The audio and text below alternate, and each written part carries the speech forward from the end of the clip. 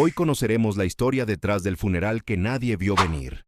Un ataúd dorado, 5 camiones de flores, más de 300 personas con el rostro cubierto, una banda de regional mexicano tocando durante horas. Lo que parecía el entierro más ostentoso del crimen organizado en años terminó siendo algo completamente diferente. Una trampa, diseñada, coordinada y ejecutada mientras la música sonaba.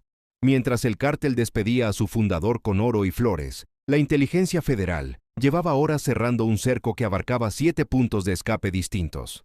Pistas clandestinas, aeropuertos comerciales, la frontera norte, el desierto, túneles, rutas hacia Guatemala, el Pacífico.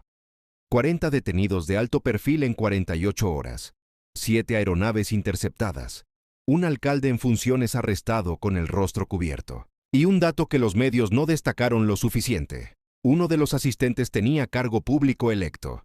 Esa es la historia que vamos a analizar hoy. Suscríbete y activa las notificaciones. Empezamos. La lógica del crimen organizado que los convirtió en objetivos. Antes de explicar cómo funcionó la trampa, hay que entender por qué tantas personas cayeron en ella. La respuesta no es ingenuidad. En el mundo del crimen organizado, la ostentación no es un capricho. Es una obligación social con consecuencias. No ir al funeral del jefe es una señal de traición. Ir con poco despliegue es una señal de debilidad. Y mostrarse menos de lo esperado puede costar la vida en los días siguientes.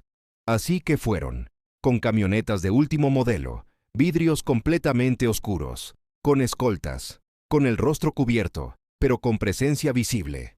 Y ese instinto de mostrar lealtad fue exactamente lo que los hizo visibles para la inteligencia federal. El ataúd dorado fue encargado a una funeraria del área metropolitana de Guadalajara. Pago en efectivo. Registro.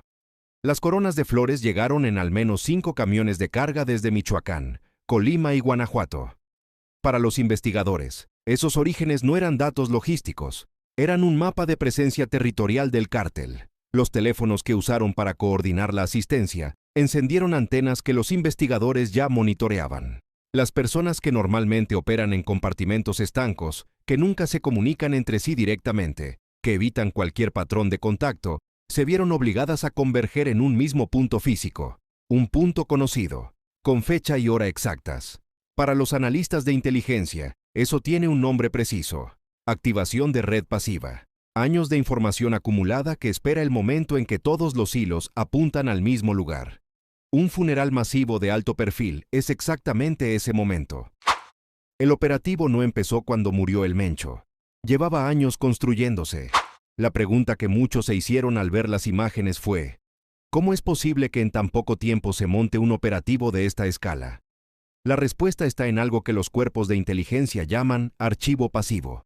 Cada llamada interceptada que mencionaba un nombre, cada transferencia de dinero con señales de alerta, cada vehículo rastreado en zonas de interés, cada funcionario que aparecía en reuniones o eventos con personas bajo vigilancia. Todo se almacena, se cataloga, se cruza con otras bases de datos y espera el momento en que ese archivo acumulado se vuelve útil de golpe. Ese momento fue el funeral. Drones militares sobrevolaban la zona desde horas antes de que comenzara el cortejo. Agentes encubiertos se mezclaban entre los asistentes. Unidades de inteligencia monitoreaban en tiempo real los teléfonos activos en el área. Varios puntos de detención ya estaban armados a menos de 3 kilómetros del cementerio. Todo esperando una sola señal. La señal que llegaría en el momento en que el último asistente intentara irse. El entierro fue en el Panteón Recinto de La Paz. El cortejo tardó casi 40 minutos en recorrer el trayecto desde la capilla hasta la tumba. El ataúd dorado brillaba bajo el sol. A su alrededor, coronas de más de 3 metros de altura. Entre ellas la más llamativa, un gallo enorme hecho de flores blancas y rojas. Una referencia directa al apodo con el que sus hombres lo conocían: el Señor de los Gallos. La banda tocó sin parar durante más de 2 horas. Los asistentes llegaban en grupos. Muchos con capucha, cubrebocas o pasamontañas. La mayoría evitaba mirarse entre sí, pero todos sabían exactamente quiénes eran los demás. Lo que los asistentes veían como seguridad no lo era. El despliegue de Guardia Nacional, Ejército y Policía Estatal que rodeaba el cementerio no estaba ahí para proteger el funeral. Estaba ahí para cerrarlo.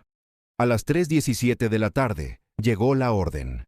En menos de 20 minutos, decenas de personas estaban esposadas. Muchos seguían con el cubrebocas puesto. Camionetas blindadas rodeadas por todos los costados, puertas abiertas desde afuera. Ocupantes bajados al pavimento. Hombres corpulentos completamente vestidos de negro, sentados en el suelo con las manos en la nuca. Todos trasladados bajo custodia máxima en vehículos sin identificación. Destino: Penal Federal del Altiplano. Lo que ocurrió en las 48 horas siguientes al cierre del cementerio. El operativo no se limitó al cementerio. La inteligencia federal sabía algo más. Muchos asistentes tenían planes de escape preparados de antemano. 7 rutas, 7 intentos. Ninguno funcionó. En Jalisco, Michoacán y Colima, 7 aeronaves privadas intentaron despegar en un periodo de 4 horas. Algunas fueron interceptadas antes de encender motores. Otras lograron levantar vuelo brevemente. Ninguna llegó a su destino.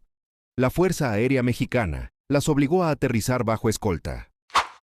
En el aeropuerto de Guadalajara y en el de la Ciudad de México, agentes de migración identificaron a varios pasajeros con documentos de identidad falsos, todos con destino en Estados Unidos, todos capturados antes de abordar. En Ciudad Juárez, Nuevo Laredo y Tijuana, los cruces internacionales registraron intentos de paso inusuales en las horas posteriores al funeral. Grupos de hombres jóvenes, sin equipaje, con efectivo y sin documentación clara. Los retenes del ejército ya estaban reforzados. Ninguno cruzó. Algunos intentaron la ruta más dura, cruzar a pie por zonas no vigiladas de la frontera. Fueron detectados por sensores térmicos instalados días antes en coordinación con autoridades estadounidenses. Al menos 2 accesos a túneles conocidos en la zona fronteriza fueron sellados preventivamente la noche anterior al funeral. En los principales puntos de acceso al sur del país, controles especiales identificaron vehículos rastreados desde Jalisco, varios conductores detenidos. Esto es lo que menos se mencionó en los medios. Fuentes navales confirmaron que al menos una embarcación privada fue interceptada en aguas del Pacífico, frente a las costas de Jalisco. A bordo, 4 personas, ninguna con documentación válida, ninguna con una explicación convincente. Más de 40 detenidos de alto perfil, decenas de operadores de rango medio capturados en las rutas de escape, 7 aeronaves incautadas o interceptadas, al menos 15 vehículos blindados asegurados, armamento encontrado en 3 de los vehículos interceptados, efectivo en distintas divisas cuya cantidad las autoridades no han detallado públicamente. Todo en 48 horas a partir de un funeral. La captura que revela el nivel real de penetración institucional del CJNG. Mientras los investigadores revisaban la lista de asistentes capturados, apareció un nombre que no correspondía al perfil de un sicario ni de un operador del cártel. Antonio Morales Díaz, alcalde de Tapalpa, Jalisco. Un funcionario electo, un cargo público, una persona que responde ante sus ciudadanos. Estaba en ese cementerio con el rostro cubierto, despidiendo al líder del CJNG.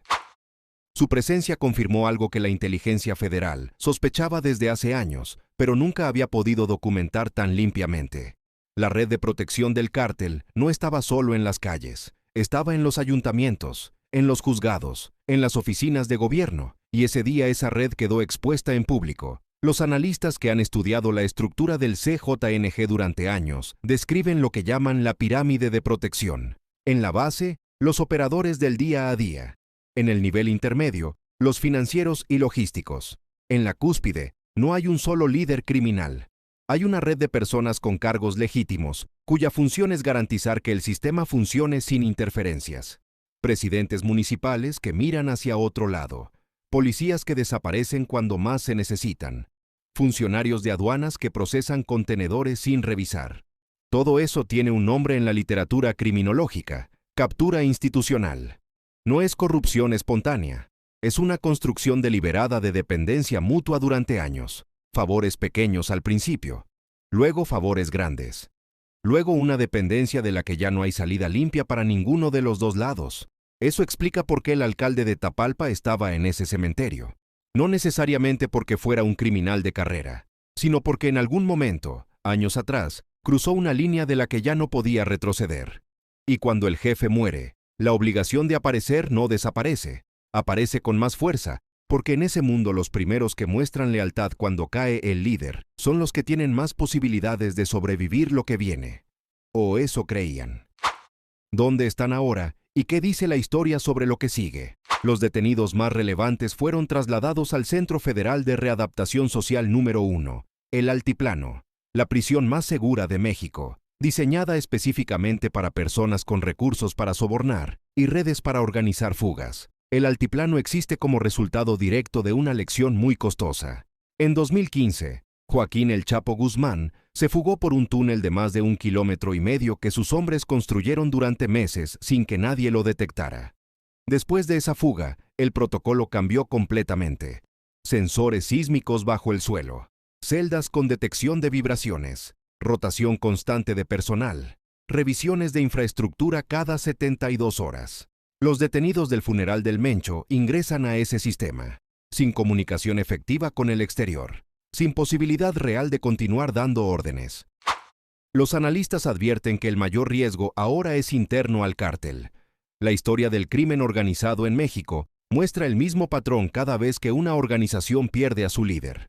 Cuando Escobar cayó en 1993, el cártel de Medellín no colapsó. Se fragmentó.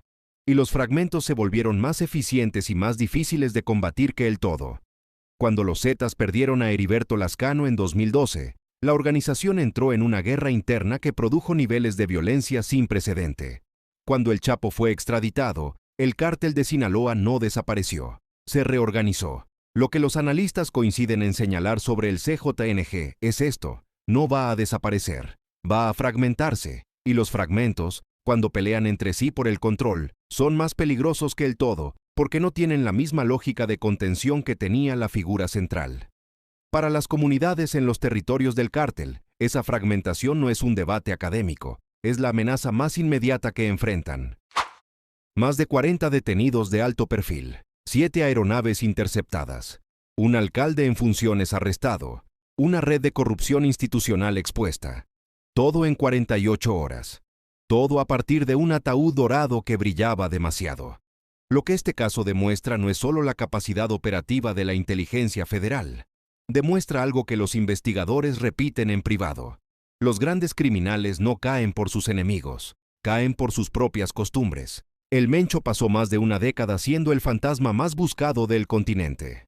Pero su propia organización no supo despedirlo en silencio, y ese silencio que no tuvieron fue lo que habló más fuerte que cualquier informante. El gobierno ha mantenido el operativo activo.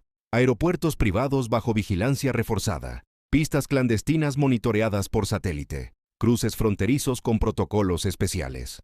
Las autoridades señalan que la lista de objetivos sigue activa. Lo que ocurrió en ese cementerio no fue el final de la operación, fue el principio de la siguiente fase. Si este video te dio el análisis que no encontraste en ningún otro lado, dale al me gusta y compártelo. Suscríbete a La Historia Detrás del Crimen. Aquí ponemos contexto donde solo había imágenes del ataúd. Nos vemos en el siguiente.